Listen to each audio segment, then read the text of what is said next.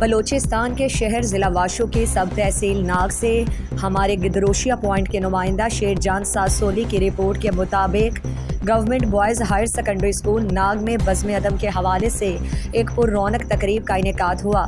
سب تحصیل ناگ کے boys higher secondary school ناگ میں پرنسپل ڈاکٹر امام الدین ساسولی کی زیر صدارت ایک پر رونق تقریب کا انعقاد کیا گیا اور اسکول کے طلباء نے تقریب کا افتتاح تلاوت کلام پاک سے شروع ہوا۔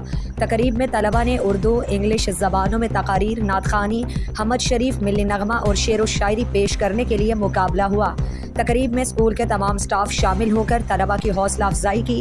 بچوں کے مستقبل میں ہمارے قوم کے معمار ہیں اور سر سمیع اللہ ساسولی کی طرف سے ٹی پارٹی کا بندوبست کیا گیا ہے۔ اور آخر میں government boys higher secondary school کے پرنسپل ڈاکٹر امام الدین ساسولی نے طلباء کی تعلیم کی افادیت اور مزید تعلیمی بہتری کے حوالے سے بریفنگ دی۔